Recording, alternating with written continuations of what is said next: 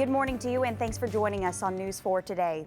Whether you're watching live on air or streaming through our News 4 app, we're glad to have you. Now, we had a lot of storms move through last night, Cody. It was getting pretty loud at my apartment, and even more are expected this weekend. Yeah, so last night, thankfully, though, overall, Lindsay, the storms behaved. The number of people with COVID has nearly doubled here in the past week. Dr. Alex Jahangir says there are about 8,000 people in Nashville with COVID. And unfortunately, Nashville's cases are climbing ahead of today's Music City Bowl. Tennessee fans are already painting the city orange with a sold-out crowd of 60,000 people expected. And as COVID cases rise this holiday, some schools are returning to virtual learning.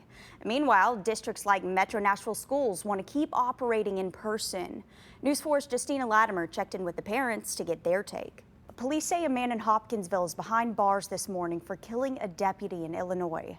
After that, he went on a brazen crime spree. Investigators say Ray Tate opened fire on Sean Riley yesterday in Illinois. Okay, here's a return policy a lot of people don't know. Some stores actually allow shoppers to keep their items as well as keep the refund. NBC's Joe Fryer takes a look. We haven't seen any videos or pictures of severe damage from last night's storm in the mid-state, but you can't say the same for Alabama.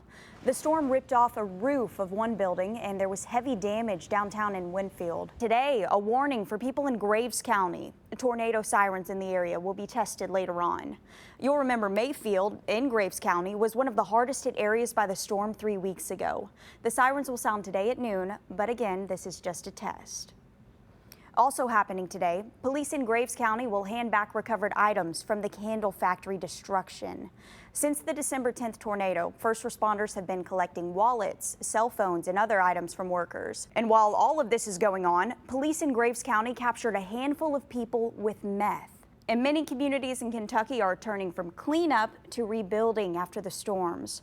Now, there's still plenty of work left to do in Marshall County. New video this morning shows the very moments that a car plowed through a coffee shop in Nashville. Did you see that? The recording is from a Ring camera inside the Daily Grind on Nolensville Pike. This week, the World Health Organization marked 2 years since the very start of the pandemic. The virus wasn't declared a global pandemic until March of 2020. Fast forward to 2 years later, and right now we're dealing with the 5th wave in the United States. Omicron is spreading faster than any variant so far. Greenbrier police have captured a couple accused of a robbery on Christmas. This all happened at the Deerfield Inn Christmas morning. And a woman in Tennessee came home to a shocking and disturbing sight. A naked man had broken into her home. It turns out it was a convicted sex offender who was no match for the woman of the house. But the training actually has nothing to do with hair. The focus here is on how to recognize signs of domestic abuse. News 4's Danielle Jackson has more. In many ways, 2021 seemed like a replay of last year, including the entertainment world. Celebrities kept testing positive for COVID, and people were streaming movies and shows from home. But Hollywood did change in 2021. David Daniel looks at the year of entertainment.